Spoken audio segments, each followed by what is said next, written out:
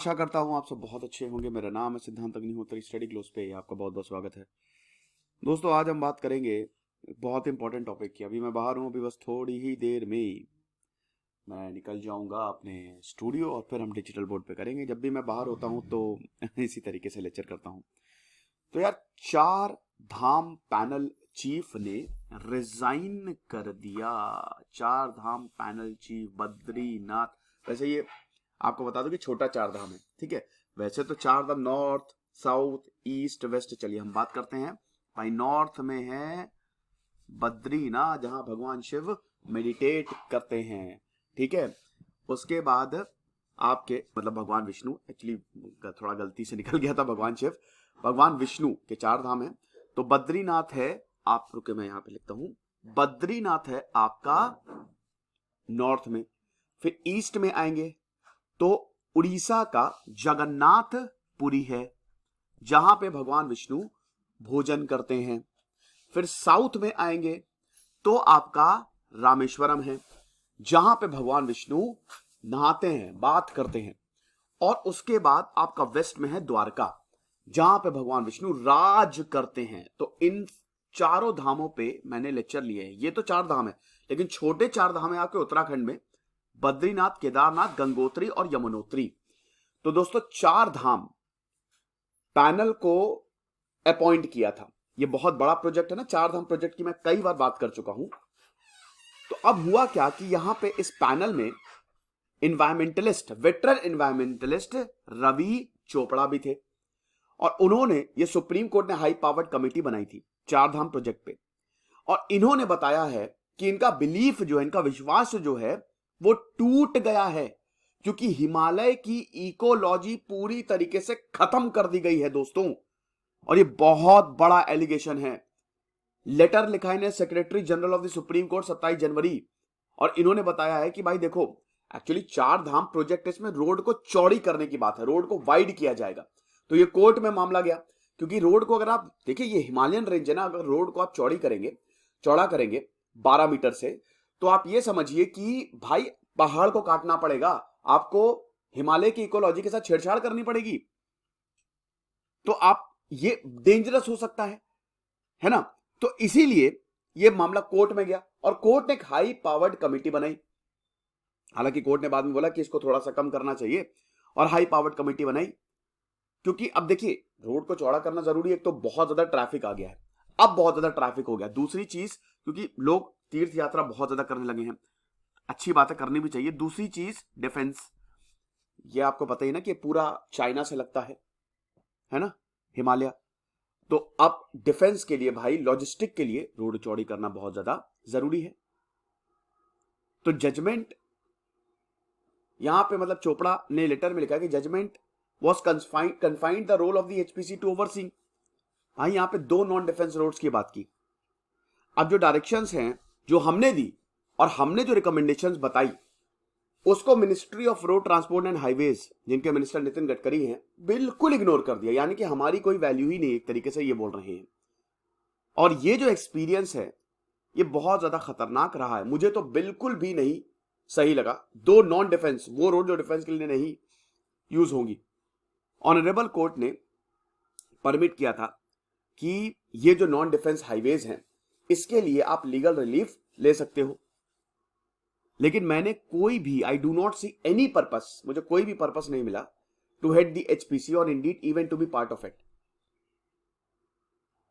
फिर उसके बाद चोपड़ा ने यह भी बोला है कि मुझे लगता है कि हाई पावर्ड कमिटी में जब मैं रह रहा हूं तो मुझे ऐसे बेड़ियां बांध दी गई हैं। तो मुझे लगता है कि बेड़ियों से जब मैं आजाद होऊंगा, यानी कि जब मैं हाई पावर्ड कमिटी से हटूंगा, तो मैं काफी कुछ कर सकता हूं, मीनिंगफुल कुछ कर सकता हूं, लोगों को बता सकता हूं कि दिक्कतें क्या हैं। अभी मैं 4 धाम प्रोजेक्ट के लिए लिख नहीं सकता, लेकिन अब क्योंकि मैं इसका पार्ट नहीं हूं, अब मैं लिखूंगा। Specially Bhagirathi eco sensitive zone, जहां पे हमने ये सीधा बोला था कि रोड्स को बिल्कुल चौड़ा मत करना, और सुप्रीम कोर्ट ने मॉर्थ को बोला कि इस रिकमेंडेशंस को फॉलो करिए। 75 साल के हैं रवि चोपड़ा, और ये बताते हैं कि I was compelled to accept the responsibility. और रवि चोपड़ा यही बताते हैं कि देखिए, उस समय तो आई वॉज कंपेल्ड, मतलब मुझे 2019 में ये बहुत बड़ी जिम्मेदारी दी गई थी। लेकिन अब 40 साल मैंने काम किया है, 40 साल मैंने हिमालय के लिए काम किया है। अब यही इनर वॉइस मुझे ये बोल रही है कि भाई तुरंत बाहर निकलो, move out from this panel. क्योंकि ये हाई लेवल पावर कमिटी जो है, ये इस इकोलॉजी को बना के रखेगी, इस विश्वास पे हम आए थे, ये पूरी तरीके से शैटर्ड हो चुके, it is completely broke down. अब इससे ज्यादा मैं नहीं कर सकता, इसीलिए मैं ये रिजाइन कर रहा हूं, मैं रेजिग्नेशन दे रहा हूं। मैं गांव गांव जाता हूं, मैं हर जगह घूमा हूं, और मैं अभी भी मैंने देखा है कि चिपको मूवमेंट से लोग कितना ज्यादा इंस्पायर्ड हैं।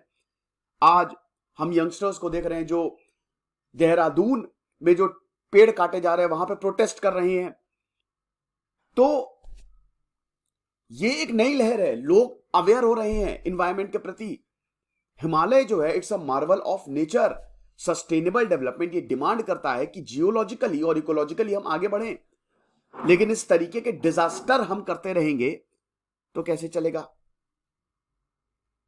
नेशनल सिक्योरिटी, अगर क्लाइमेट चैलेंज की बात करें तो it is becoming more unpredictable. High powered committee के मेंबर के रूप में मैंने यह देखा कि जो इम्प्रेग्नेबल हिमालयाज हैं उनको काटा गया, जिनको आप भेद नहीं सकते थे। इंजीनियर्स आए, मॉडर्न टेक्नोलॉजी लेके सुरंगें बना डाली, रोड को बना दिया, ठीक है, कोई दिक्कत नहीं है। लेकिन असॉल्टिंग वेपन्स, फोटो खिंचवाने की, देखो हमने नेचर को जीत लिया। नेचर को सिर्फ एक चुटकी बचाने की जरूरत है, ऐसे छींक देगा नेचर, इंसान खत्म हो जाएगा। हमारी औकात नहीं है, बस आप इतना समझ लीजिए। 10⁻⁻34 और 10⁻26 बीच में हम आते हैं कहीं 1 मीटर के, तो हम औकात है नहीं हमारी इतने बड़े कुछ। तो जितना ज्यादा हम झुक के रहेंगे ना, पहले लोग, अगर आप इतिहास देखोगे ना, तो पहले लोग नेचर से बहुत कुछ लेते थे, मतलब लोग नेचर पे डिपेंडेंट थे। लेकिन अब नेचर खत्म करते जा रहे हैं। तो ये इंजीनियर जो है वो फोटो खिंचवाते हैं, लेकिन इनको नहीं पता ये भी तो पार्ट ऑफ द नेचर है। अगर ये अपने ही नेचुरल एनवायरनमेंट को खत्म कर देंगे तो ये सरवाइव कैसे करेंगे। तो ना ही कोई भूलता है, जो नेचर है, नाइदर फॉरगिव नॉर फॉरगेट्स, ना ही भूलेगा और ना ही माफ करेगा। ये इस तरीके के जो गलतियां करते जा रहे हैं, गलतियां पे गलतियां करते जा रहे हैं, जो हिमालय हमारा नेशनल ट्रेजर है, वर्ल्ड का ट्रेजर है, उसको खत्म कर रहे हैं। और इसको रिपेयर करने में सालों लग जाएंगे, पता चलेगा। साउंडिंग वार्निंग्स दी थी जून 2013 में, जो डिजास्टर आया था, भयानक केदारनाथ डिजास्टर, फरवरी 2021 में, लेकिन उसके बावजूद कोई मान ही नहीं रहा है। तो ये सब इन्होंने लेटर में लिखा है और इंटरव्यू में बोला है, और यही बोला है कि मेरा विश्वास पूरी तरीके से तोड़ दिया गया। अब आपको बताइए, ये 12,000 करोड़ का प्रोजेक्ट है, बहुत पैसे फूके यहां पे सरकार ने। हाईवे को एक्सपैंड किया जाएगा, लगभग 889 किलोमीटर रोड्स जो है वो बनाई जाएगी।